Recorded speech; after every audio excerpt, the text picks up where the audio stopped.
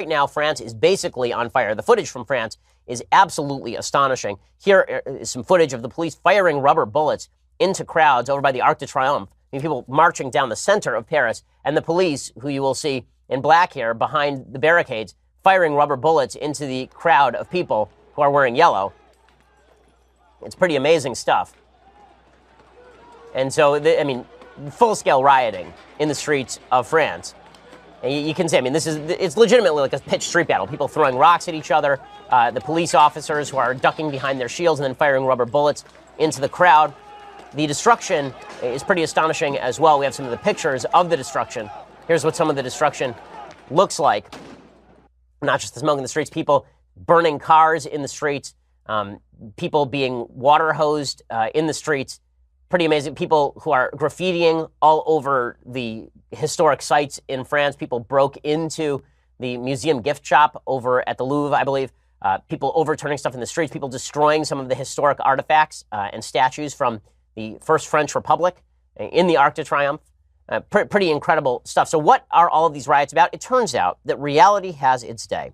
Reality suggests that people are going to riot when they feel economically dispossessed. And they feel economically dispossessed when you decide to tax them extraordinary amounts of money to pay for your global warming agenda. That's really what's happening in France right now. I'm going to talk more about that, who is the newly elected French prime minister who defeated Marine Le Pen in a runoff that was hotly contested.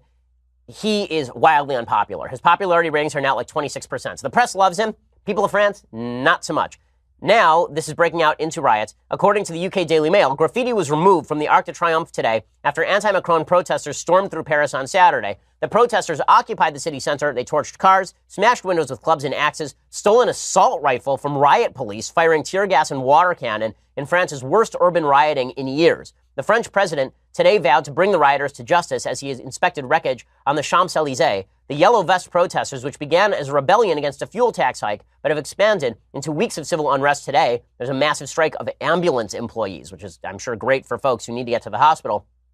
And spread across the country on Saturday, ended with 133 people injured, including 23 police officers and 412 arrested last night. I want to correct myself, by the way. Macron is the president of France, not the prime minister, two separate offices. Macron was jeered by lingering Yellow Vest supporters before chairing a crisis meeting with ministers amid calls to declare a state of emergency or even send in the army to quell the violence. So why exactly are people protesting? Because gas prices in France are out of control, and 60% of those gas prices are due to fuel taxes. Those fuel taxes are largely created to pay for the crackdown in global warming. Now, is the Earth cooling specifically faster because of all this? No evidence of that, but it's sure hitting the pocketbooks of a bunch of people in France. This is why when folks on the left say, listen, there's no cost to good carbon policy. There's no cost to raising the carbon tax. It's going to create jobs. Everyone will be happier. Yeah, going great in France, isn't it? So Macron held talks with his prime minister and interior minister at the Élysée Palace nearby. Images showed the inside of the Arc de Triomphe ransacked with the statue of Marianne, a symbol of the French Republic, smashed and graffiti scrawled on the exterior. The French leader spoke with police and firefighters on one of the avenues near the Champs-Élysées with some yellow-jacketed protesters shouting, "Macron, resign." A government spokesman said it was out of the question that each weekend becomes a meeting or ritual for violence because this was the second consecutive Saturday ending in violent carnage in Paris. The capital was calm on Sunday, but a motorway was blocked by yellow-vested protesters in Lyon. So things are breaking down, and they are breaking down because it turns out that when you want to pay for socialistic programs, then people get angry. This is why when everybody says, look, all the people in Europe, they're so happy. Everything is so great. Why don't you spend some time over in these places and see what the civil unrest looks like in places like France before you talk about radically raising the taxes on American citizens to pay for carbon emissions, for example. Protesters said the riots yesterday were the start of a revolution in violence which echoed the near revolution of 1968. Frederic Lagache of the Alliance Police Union, he called for a state of emergency. He said, we are in an insurrectional climate. Lagache said army reinforcements should be brought in to guard public monuments, freeing up the police to deal with other trouble spots.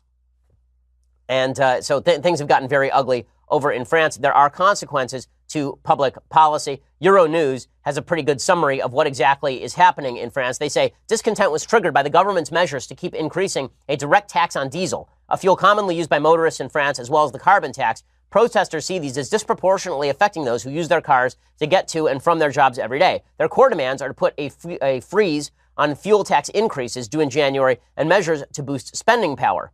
The hike in fuel prices is due to three things, according to Euronews: volatile crude oil prices, the carbon tax, and diesel and petrol taxes. And the taxes are used to help finance the general budget of the state. So it is not just that they are used for carbon taxation. They're also used to pay for the exorbitant social system in France. France has serious problems. The riots in France over the past few years have come in part from radical Muslim immigrants. You've seen riots in France that have been disproportionately from those folks in particular areas of the country. And you've also seen from the right in France, which is very upset with the taxation policy in France. Civil unrest tends to follow giant government, and this is what's happening in France because, again, you can't have these policies without some consequences accompanying them. On the way to the airport, I was talking to my Lyft driver, and she mentioned that she voted for Hillary Clinton because Hillary was a woman. And I asked her why exactly that mattered to her, why that was so important to her. And she really didn't have a great answer, just kept saying it was because she was a woman. I said, well, would you have voted for Sarah Palin if Sarah Palin were running? And of course she said, no, I wouldn't have voted for Sarah Palin if Sarah Palin were running. So I said, it's really not about her being a woman, it's about her being a leftist. And she said, she kind of acknowledged the point, and she said, yeah, but I really want a woman. And this is the problem that everybody in this room faces, is that if you are a person on the left and you see a woman on the right, that means that you are not really women, right? You're all fake women all out here in the audience, right? And we know that because, for example, you don't win track meets while being a biological man, so you're not a real woman. And it's just demonstrative of the fact that for the left, the demonization of conservative women is extraordinarily high. Sarah Palin is not a real woman, so she doesn't fall into that category. Hillary Clinton, however, is a real woman. Like, by the way, Hillary says she's exactly like Wonder Woman, which makes perfect sense if you're crazy. I mean, have you seen the movie? So I, too, would like to see a woman president. I do. And I would like to see it be somebody in this room, somebody with the right principles. In this room are the leaders that the country needs, not just right now, but 10, 15 years in the future when you're actually old enough to run. The people in this room are going to be leading the country, and they should be leading the country, because great female leadership is just great leadership, period.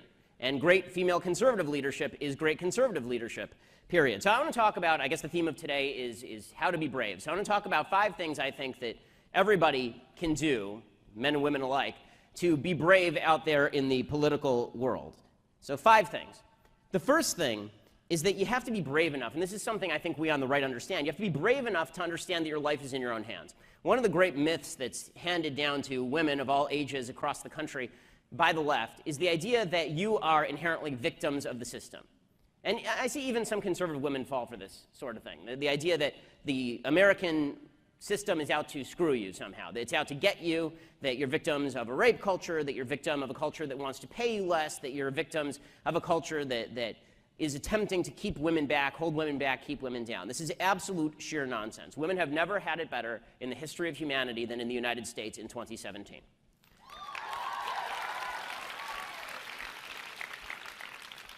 And I think that my wife is a great example of this. She's really able to have everything. She's a doctor, she has 2 kids. And the fact that she's able to live that life in America in 2017 is a testament to the fact that America is such a wonderful place. And that means that when people talk about a glass ceiling, there isn't a glass ceiling except in your own head. Except in the heads of people who put the glass ceiling there. There is no glass ceiling. And it takes a little bit of bravery to acknowledge that your life is in your own hands, that what you do with your life is your responsibility, that it's nobody's fault but your own if you fail in the United States as a general rule. You can do anything. You are capable of doing whatever it is that you want to do. That doesn't mean that everything's going to go your way. It doesn't mean that everybody is going to help you out the way that you would hope that they do. But no one cares enough to stand in your way. And if we're brave enough to acknowledge that freedom comes with responsibility and risk, then we are going to be able to succeed as Americans together. Second point, we always have to be brave enough to tell the truth. And for people who are interested in politics, this, of course, is the hardest thing, because there's always this tension in politics between telling people what they want to hear and telling the truth. Most people want to hear lies. Most people want to hear things that they want to hear all the time. And, I mean, you know this from your relationships. I know this from my marriage. Sometimes you don't want to say things to people you care about because you don't want to hurt their feelings. But in politics, it is imperative that you say things that are true, even if it hurts the feelings of people on your own side. So truth above partisanship. And never has that been more true than right now. Never has that been more true than right now in this moment. Because right now, Republicans, conservatives, Republicans, run the House, they run the Senate, they have the White House. And the temptation is to follow whatever it is that Republicans do and cheer it, no matter what. There's a tribal instinct that takes over in politics that essentially suggests that if the other side hates it, we must be doing something right.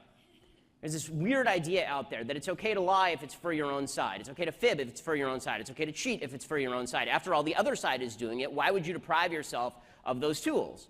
Why would you hamstring yourself? If the other side is willing to do all these terrible things to win, why shouldn't you be willing to do all these terrible things to win? So 2 points here. Number one, I don't think you actually have to do terrible things to win. If I believed that people had to do terrible things to win, I would not be in politics, and I would not believe in a representative democracy. Because the bottom line is, in a representative democracy, you have to be able to trust that people are going to be able to distinguish truth from falsehood, and it's our job to essentially deprogram people. Because you have millions and millions of Americans who have been programmed by a public education system and a media to believe certain things. But the answer to that is not to lie the way Democrats do. The answer to that is to tell the truth the way Democrats don't. To deprogram people, to tell the truth. And that also holds true for people on your own side, because you don't have the credibility, you, especially young people, you don't have the moral wherewithal to be able to stand up for your principles if you're not willing to stand up for your principles even when it may hurt you in the temporary now. And that's not some sort of deep read on the last election cycle. I'm not talking about who people voted for right now, because I think there are a lot of good reasons to vote for President Trump.